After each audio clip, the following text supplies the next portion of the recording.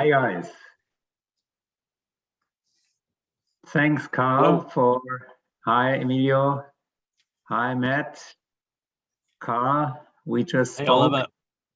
Yeah, great to have you on.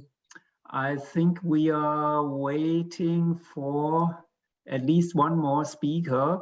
Actually, one of my panelists here, Stipe Maric, called in and he couldn't make it because he catch COVID. Actually, his condition was deteriorating rapidly over the day, so he's sorry he cannot join. But I think this gives us a little bit more space to elaborate. Oliver, sorry for my technical team. So I say, who is not coming?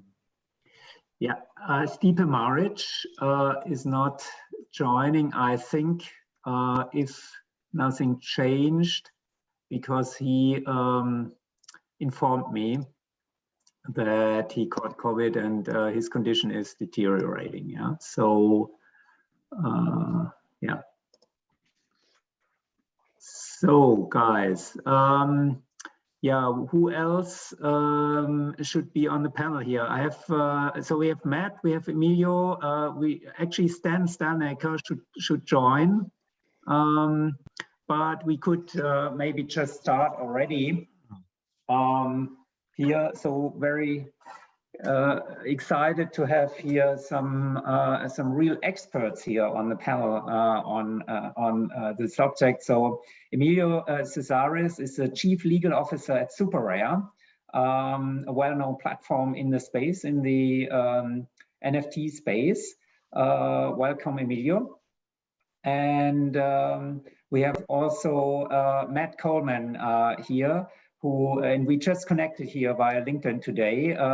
I think you have a special application in the area at the intersection of NFTs, blockchain, and probably the sports industry, which is very interesting because I myself am a co-founder and also chairman of Liquidity, which is a platform tokenizing fandom in a broad sense, which is also using NFTs there. So maybe I might switch my head in in the discussion. Then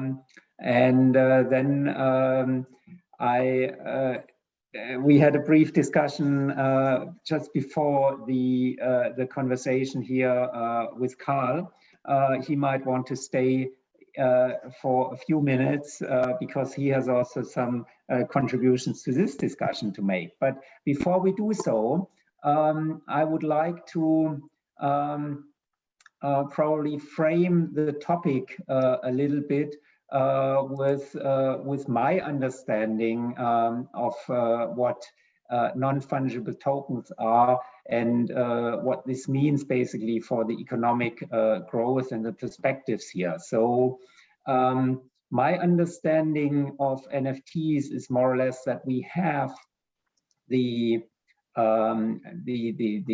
innovation of the unique digital bearer token here that came to life through the Bitcoin blockchain, and what we have as use cases and in the NFTs or in general here in that space is the peer-to-peer transfer of assets on the internet, and they can be digital or the digital representatives of physical assets. We have second, the replacement of expensive manual trust provisioning processes by software. So trust is moved to the blockchain, to software. And we have tokens as, I would call it, incentive machines to make people do things. For instance, to engage in a community. Tokens can also be, as we know it, banknotes. Yeah, they make us work for a living, things like that. And in the digital realm, they are slightly different. So now, when it comes to so-called non-fungible tokens, they are not interchangeable against each other. So they are unique and represent, for instance, a piece of art or another unique object, like a patent could be, like real estate, I would say, would be such an object that can be represented by a non-fungible token. They are, for me, ownership-bearer tokens. Now, what does that mean?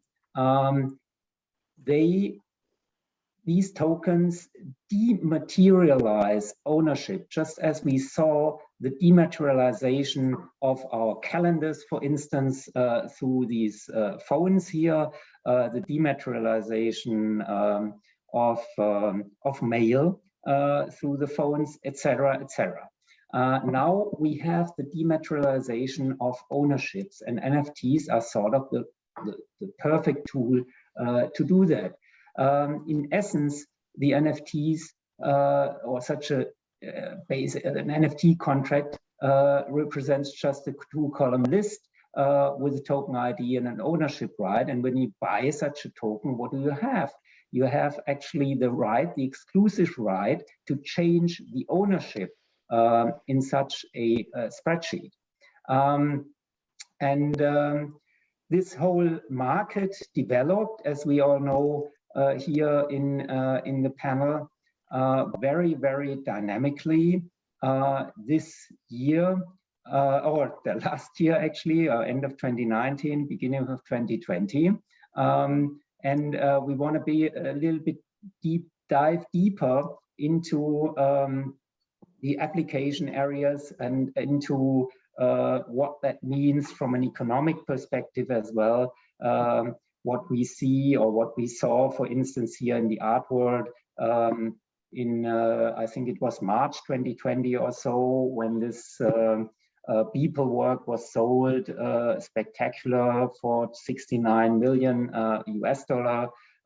When you look deeper into that, you see that this was actually an investment fund, and I would consider it probably as a marketing measure to do so. We've also seen all those topics here around the CryptoPunks.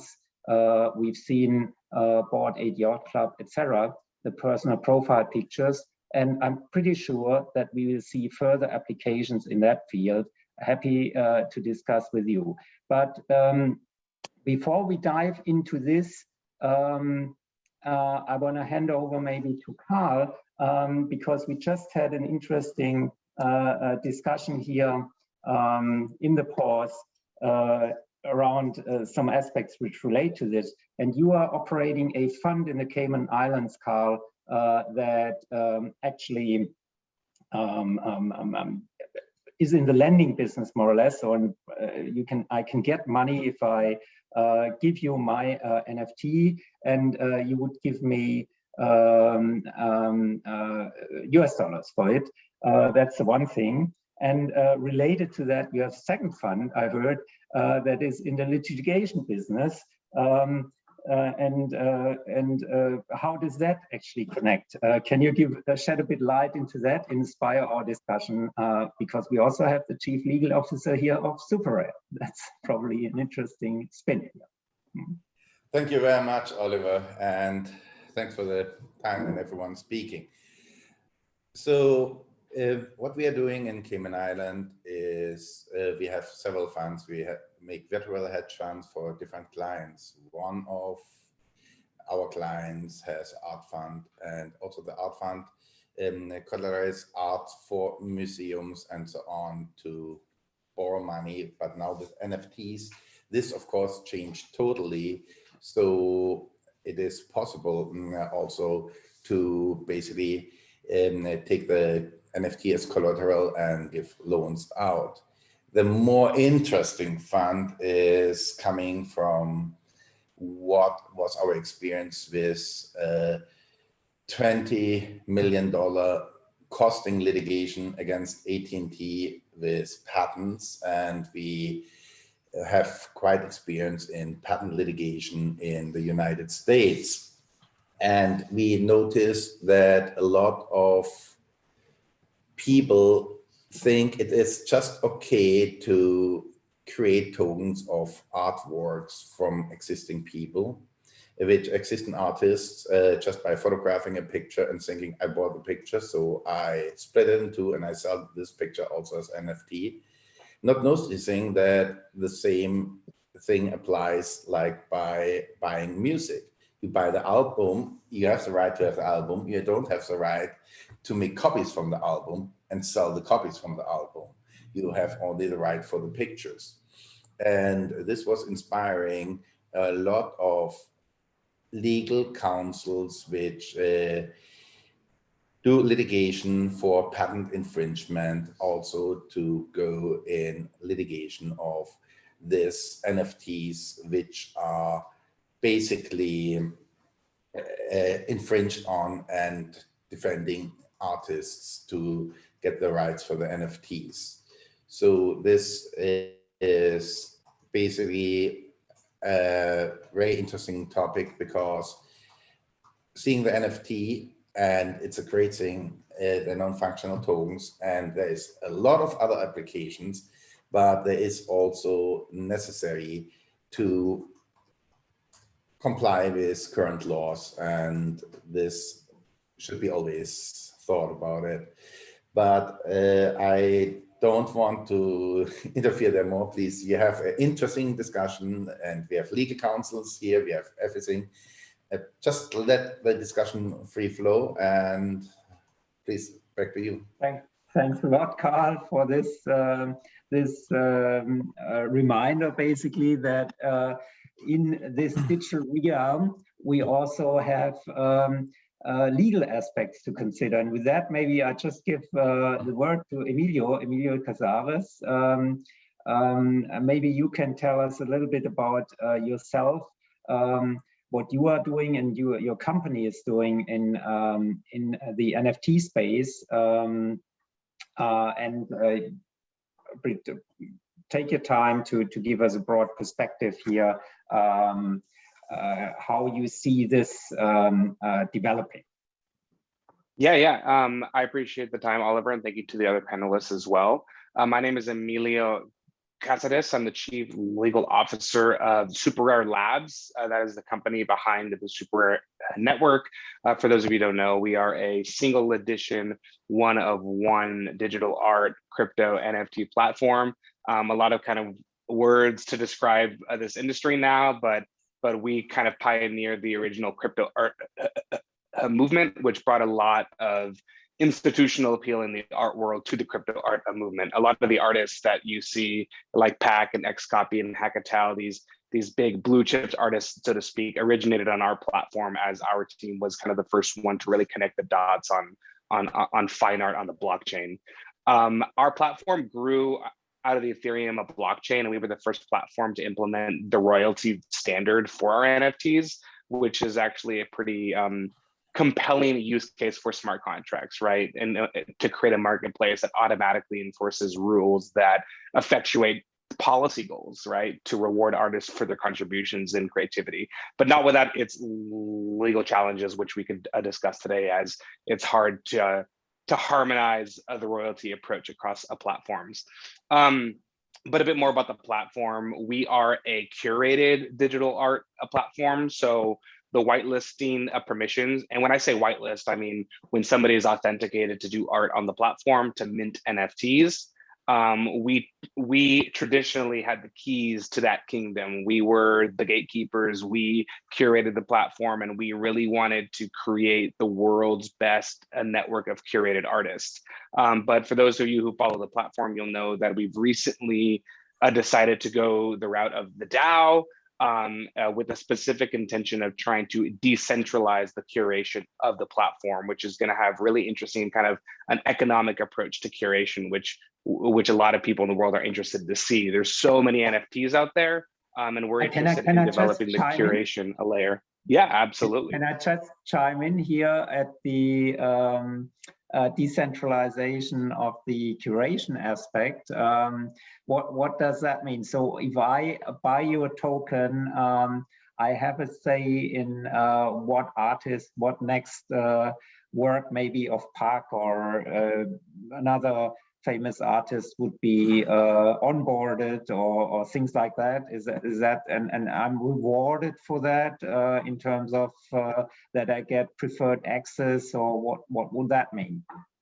Yeah, It's a great question. So, and I will kind of like pause with the disclaimer on saying that, like, of course, there's nothing here that should be interpreted as financial advice with respect to Rare. And the developing of use cases of Rare are still subject to the organic decision making of the community. But at launch, what is supported through Rare token ownership is the ability to participate in what we are calling the space race. So a space within Super Rare is its kind of own autonomous business vehicle where curators and gallerists, they can open up a space and they can start to whitelist their own artists. So the idea is less so currently that individual peers in the network can invite other peers in the network. It's more like we're creating kind of privileged access for certain people, and the community is responsible for putting those people in power. We've had one space race so far where we have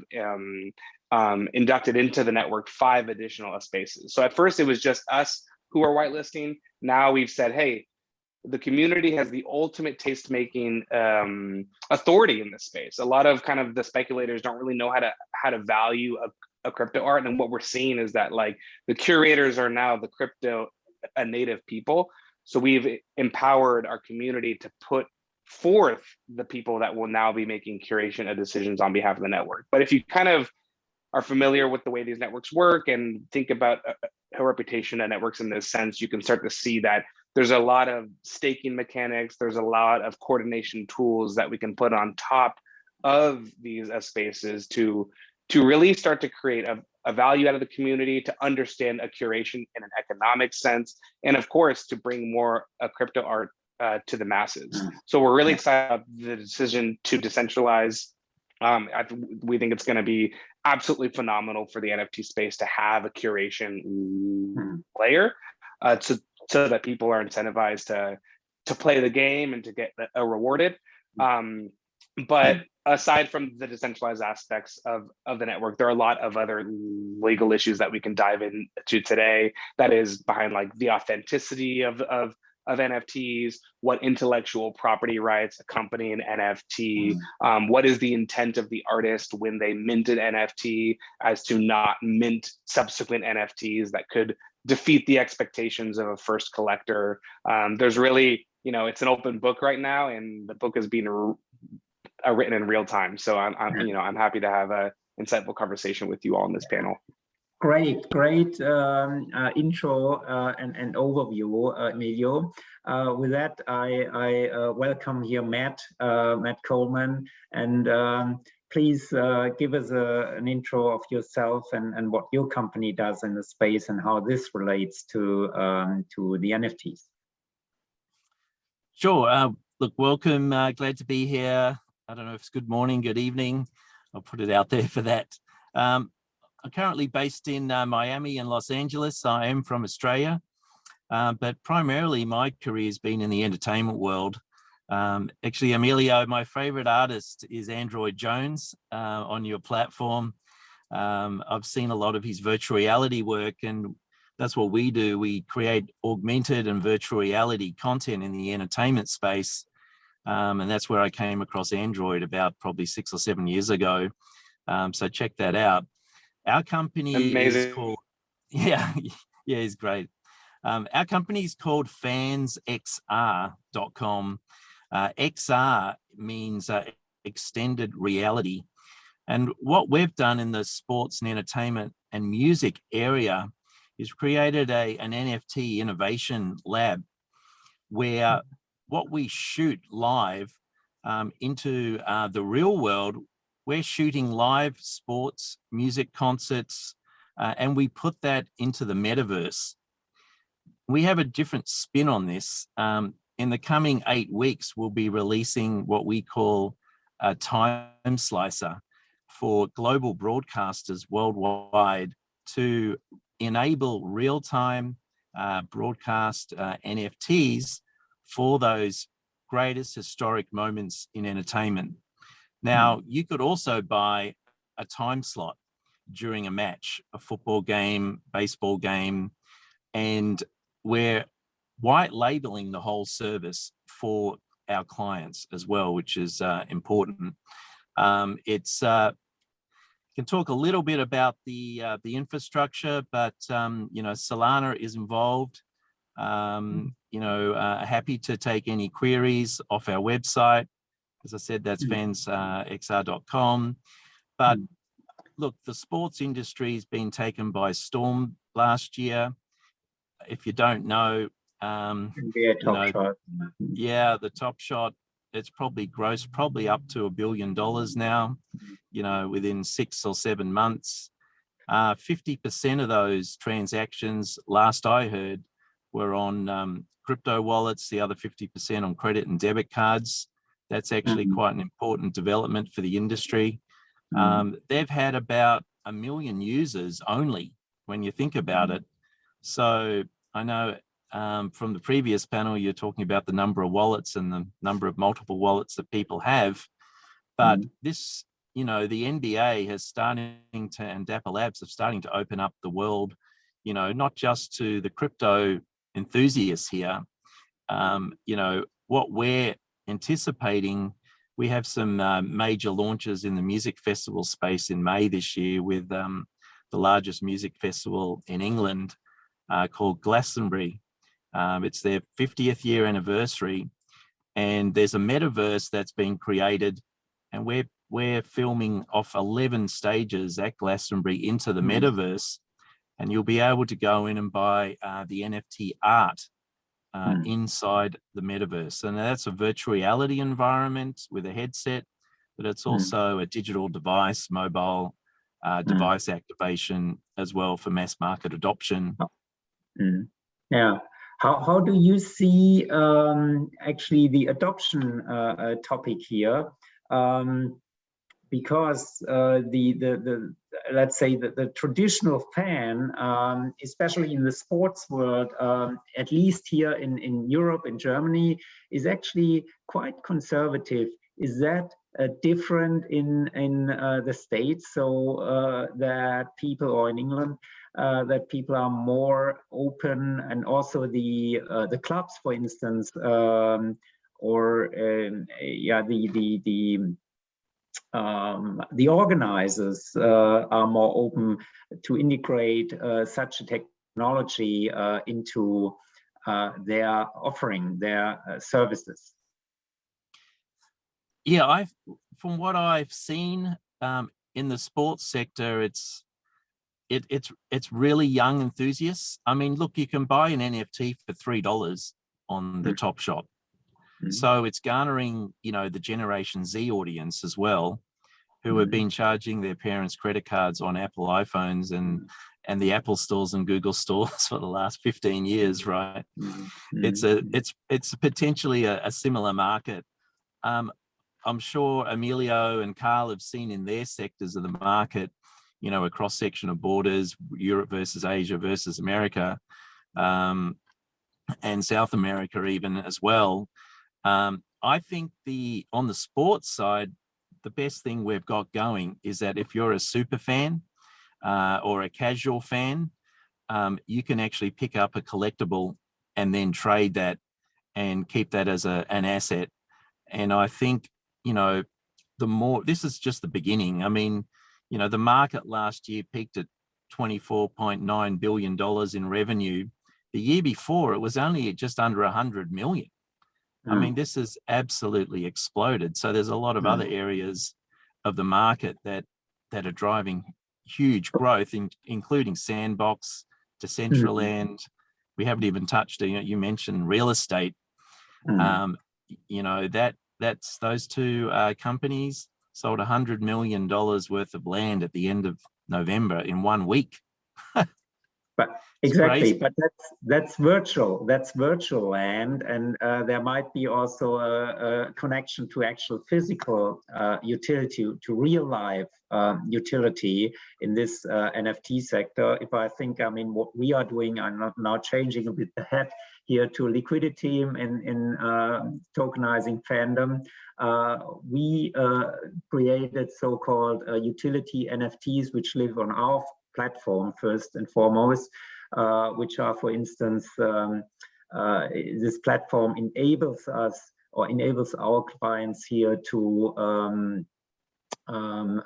build their own fan platform and make themselves a little bit independent from the major platforms like Facebook or Instagram, highly customizable, and issue NFTs there that have a functionality and utility in this ecosystem. Imagine you're a fan of an NBA team or a soccer club or something. This is meaningful in this community.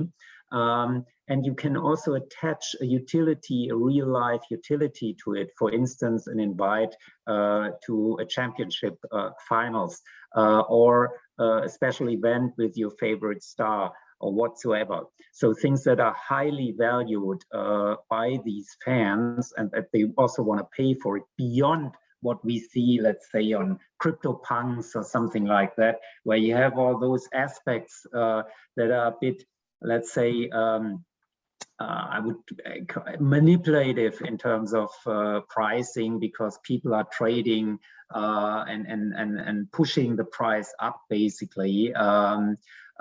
So developments we actually don't want to see too much, because obviously this can damage the market enormously. So how do you see this? Would you agree that we will have let's say a development and an evolution that in the NFT space that goes, let's say, beyond the actual digital object, so that we see a connection and a bridge to real life utility associated to it?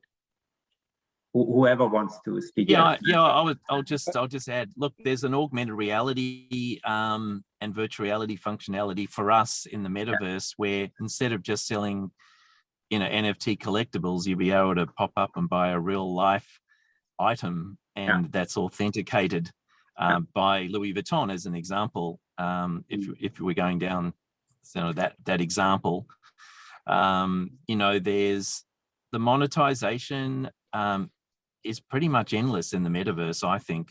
And you can attach, as you've seen in the music business, the Foo Fighters launched their last album with an NFT component, and you could get, bonus backstage pass opportunities to meet them, or upgraded seats, or autographed copies. There was all sorts of incentives and opportunities, and there's obviously rewards with tokens.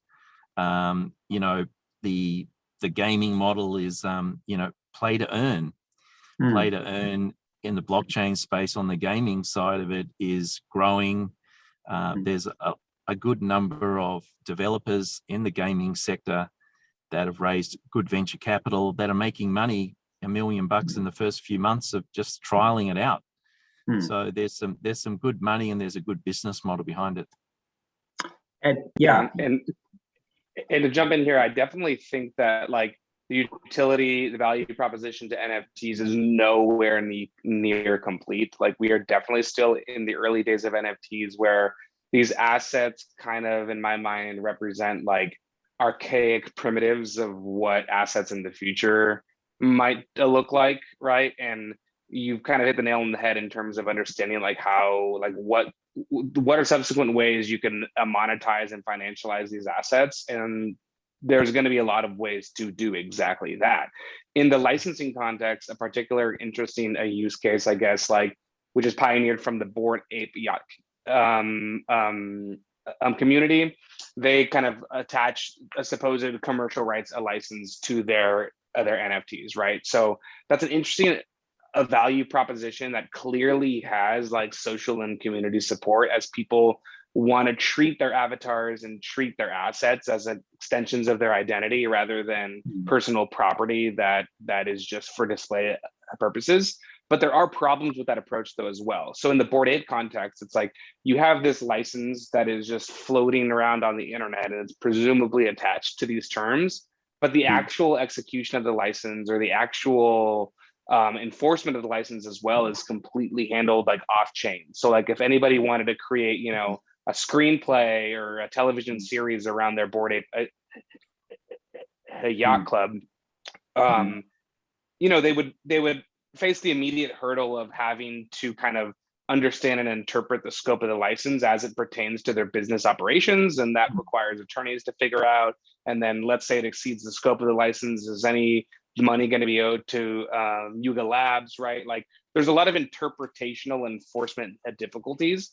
So where we're probably going to see the space going is understanding ways in which a license can be actually executed and monetized on chain, right? So like, for example, at Super Labs, the types of things that we're working on is like understanding how to kind of create and enforce a derivative works license on chain, so that the derivative works cannot be minted unless the person who's trying to mint that owns a specific asset, right? And then that specific asset could tell the marketplace instructions on like, hey, when this work gets sold, this person gets paid. This community of token holders gets paid, right? So understanding the extension of the IP license as something that is capable of being interpreted and enforced on chain. Another kind of like real world example of this is like the NFT display.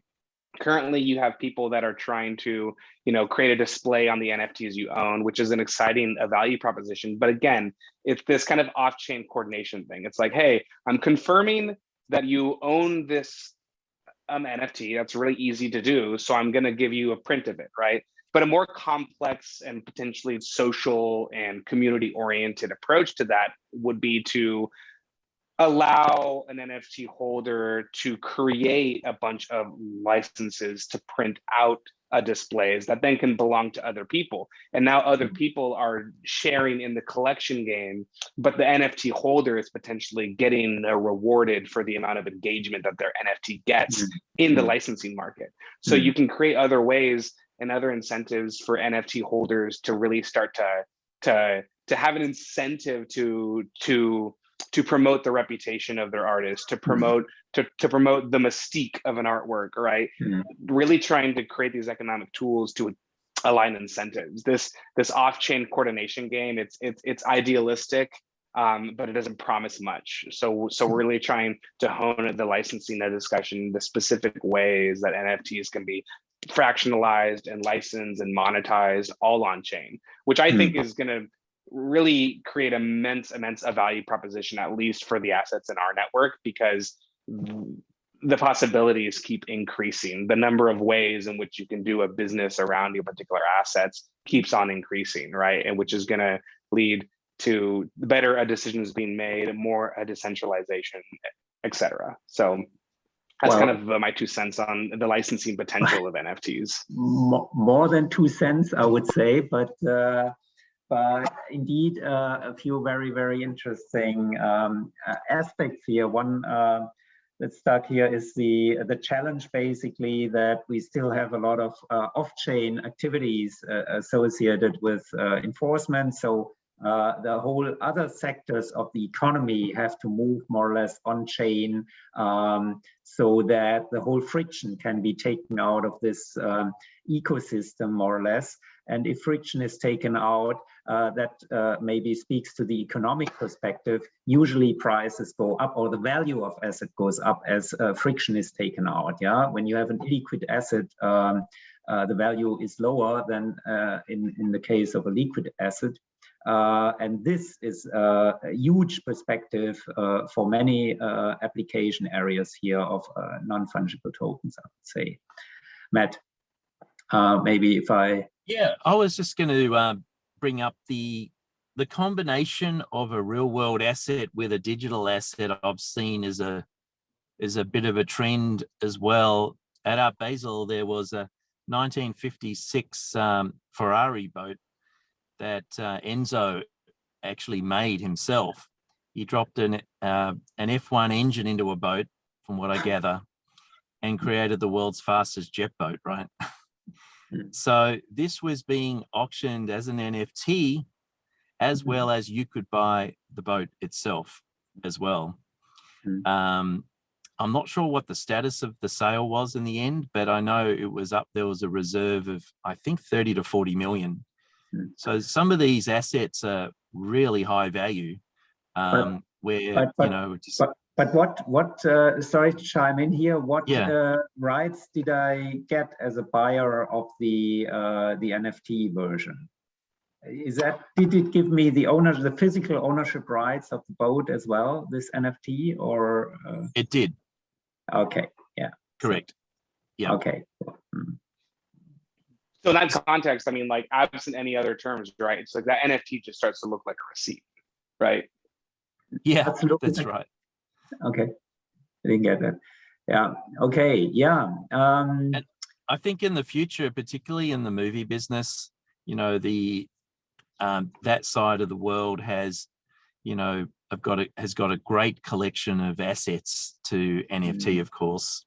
And let's talk about Spider-Man for a moment. You know, he's the latest big blockbuster, but you can imagine, you know, from all the comics and all the original art and the movie clips, and you know, we're just seeing the very, very beginning from the entertainment world, you know, really jumping in, you know, only in the last 18 months, quite honestly, in a interesting way, where we've got some connections in Bollywood as well. And, you know, some of the NFT autograph posters from some of their stars are fetching $500,000 US, 450,000 actually. So you've got that side of it. And then you do get the real world autograph poster with the digital art. I assume you might be able to sell the digital version and keep the real version. But I guess depends on what the offering is, of course. But you know, there's all sorts of different ways of cutting the business model on this one. Yeah, that's I think extremely interesting what we will see here. And one question would be, do you see? You mentioned that with NBA Top Shots, like a 50-50 split in credit card and traditional, let's say, fiat value stream and crypto value stream. In your business, is that more geared towards fiat or more geared towards crypto? Ours is definitely geared towards fiat at this stage, although I think in the next 2 years, you know, there could be a complete reversal. Yeah. Okay. Yeah, I really think. Yeah. You think it could reverse, and that people are also. I have the impression sometimes people who are crypto rich, for them it doesn't mean that much if they spend a little bit more, let's say a few more ETH or whatever it is on the asset. Yeah. Would you concur there? And yeah, definitely. I mean, look at Jack Dorsey's first tweet that went out 18 months ago, whenever it was. You wouldn't have in their wildest dreams expected what that went for in the what was it, 1.6 million or somewhere around that number. So, you know, there's a lot of low value stuff that you can get excited about in the sports side of it. You know, it's like going into, you know, 20 years ago and buying player cards with some bubble gum inside at the local shops. You know, this is obviously 30 years later, but this is just what you know, I think the younger generation, of course, as we all know, has grown up with an iPhone or an iPad in their hands since they were 3 years old, right? They have a different psyche on gaming, and you know, those who also thought that esports was going to be a fad, you know, why are kids watching other kids play in the gaming area? Well, you know, it's a multi-billion-dollar business, obviously. Every major university virtually in the top 200 in the US has got an esports college degree now. So it's just a new world. Very true, very true. And I just heard maybe one sentence here from a friend who is on the board of Richemont. that his daughter bought a virtual Gucci bag for, that cost more than the actual physical item, yeah? And she doesn't have any problem with it because she hangs out with her friends in the metaverse and not in reality. And that's why she needs such a digital Gucci bag there. Just as you take the real thing basically to the street and to the restaurant or so and brag with it.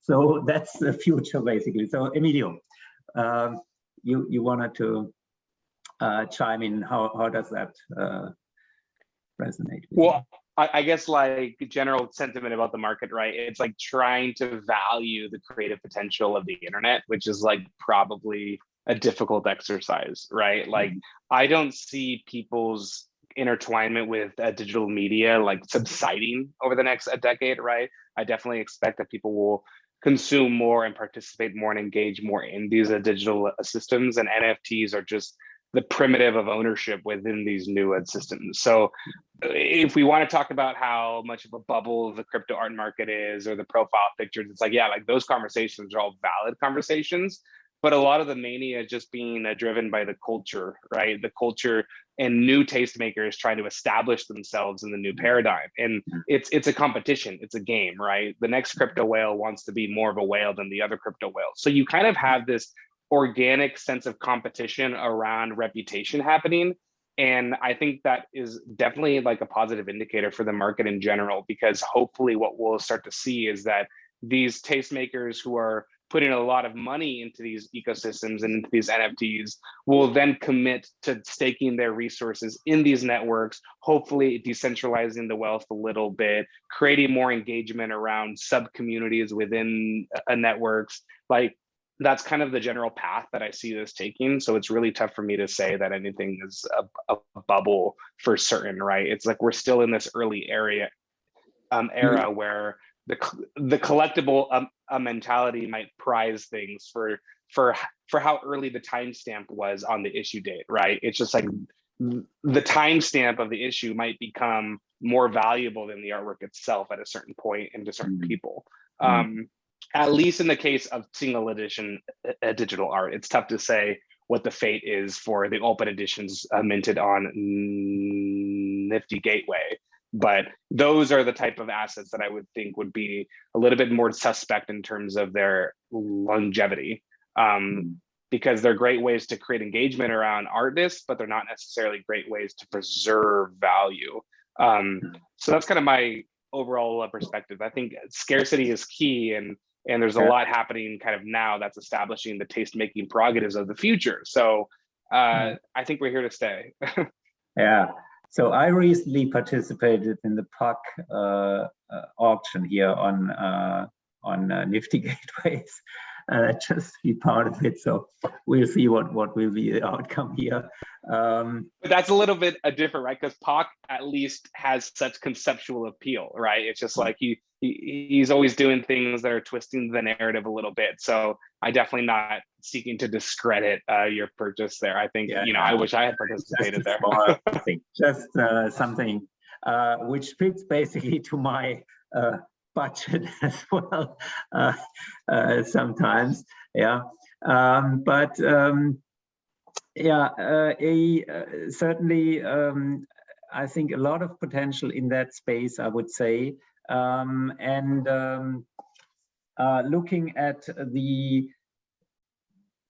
so what we could say is that the world will be NFTized or something like that. Yeah, all those assets that are scarce can become NFTs, and an economy, a token economy is developing around that. That's how I would probably frame it.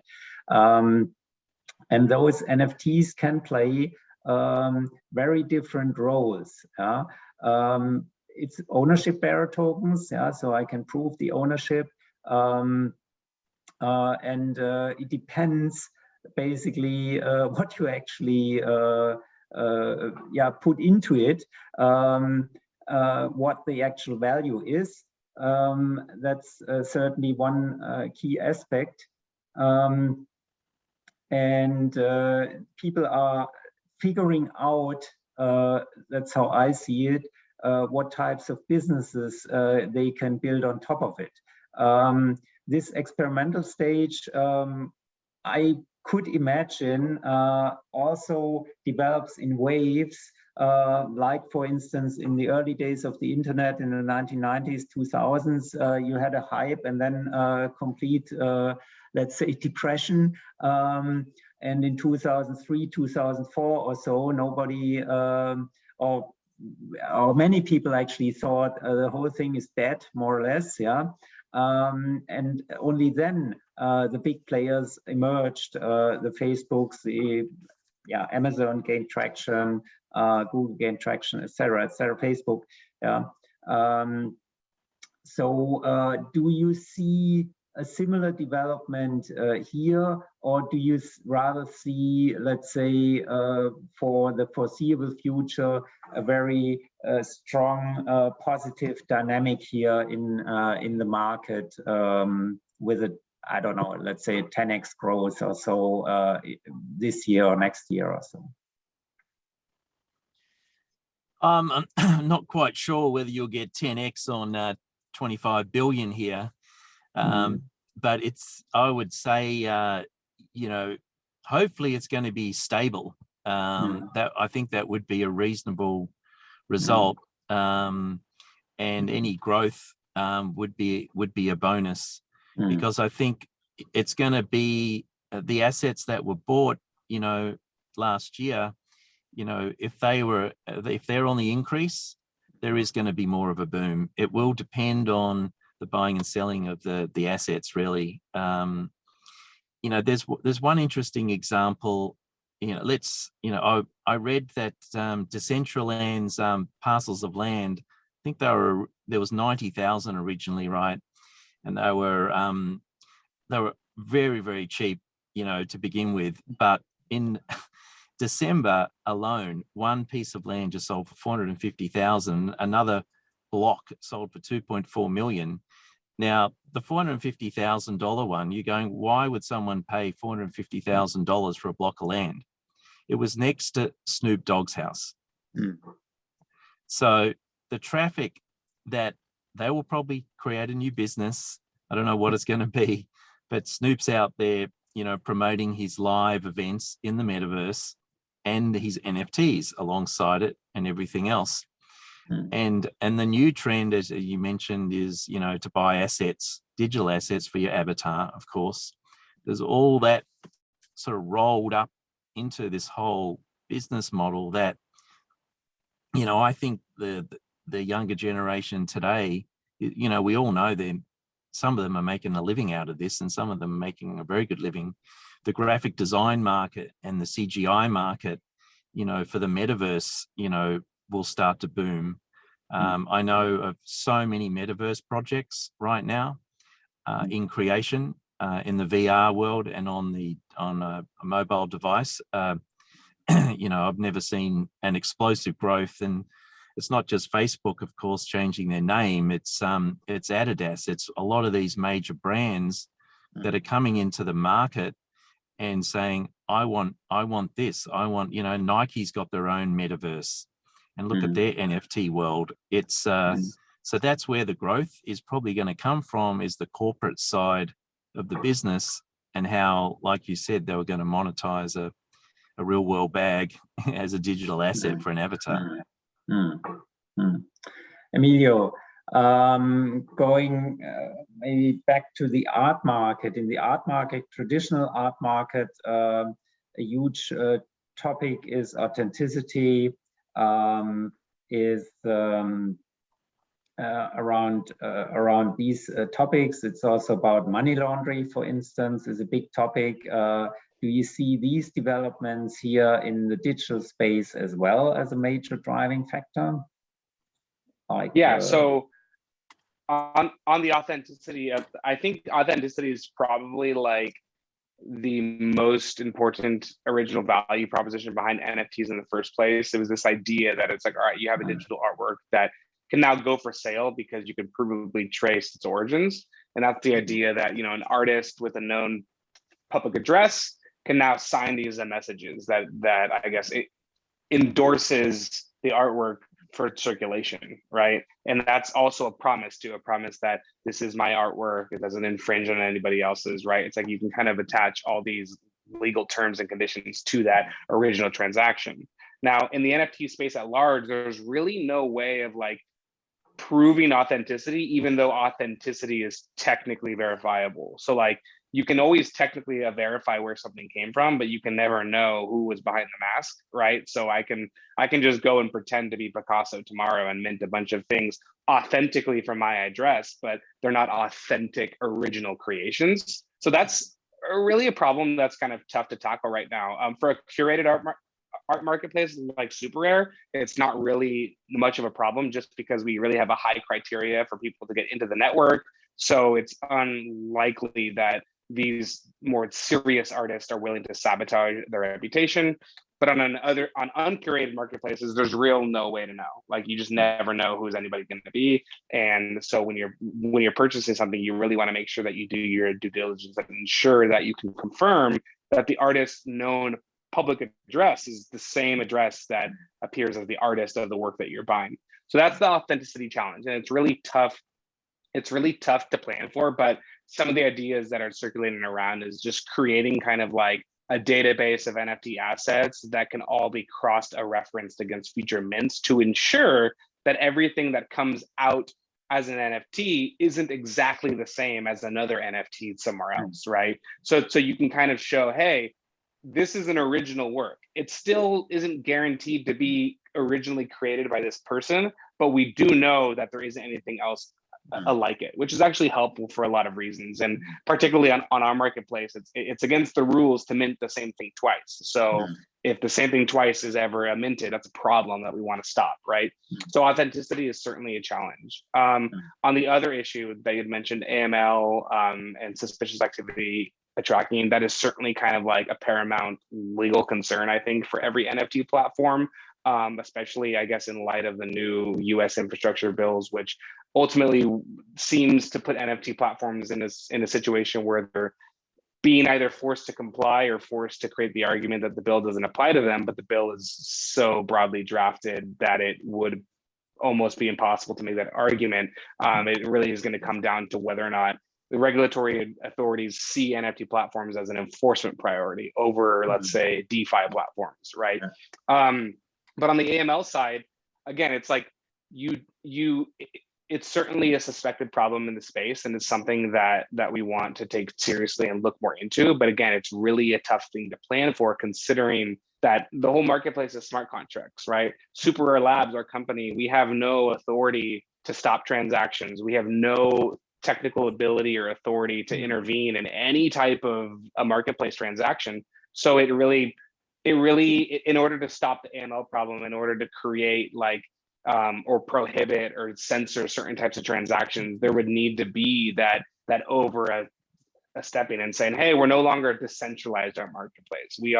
We're a centralized art marketplace, and everything you do on here actually subject to our approval from a regulatory perspective. That might be safer, and other platforms might go the route of KYC. We've seen Nifty Gateway certainly already collecting everybody's identity. In fact, there was actually a dispute as to like whether that violated the terms of conditions to say, hey, you can no longer access your NFT wallets because we're changing our terms and saying you have to provide us your information now. It's like you can kind of see that these policy questions that necessitate the disclosure of user information are problematic from a Web3 perspective, are not necessarily and ultimately required from a regulatory perspective, depending on your view of the bill and your view of AML requirements. But it's a tricky one that's rife with all types of policy questions. I think we have a question here. Amy from BFlow raised her hand. We have 5 minutes in the panel. Maybe we can have one question or so if she wants to pose a question. I don't know who can. No. Yeah. Anyway, it was maybe a mistake. So, guys, we have 5 minutes or so. Hi. Amy? Can you hear me? Yeah, we hear you. I'm not sure how to take my screen off because the controls here. So I just thought it was very interesting talking about the authenticity of the NFTs. And I know there's technology coming out with some digital identity and cryptographics that enable the authenticity of NFTs. And I'm just wondering how much that's being integrated. Yeah, Amelia, you might want to go with that one. Yeah. Sure. Yeah. I mean, there are definitely kind of like a bunch of ostensible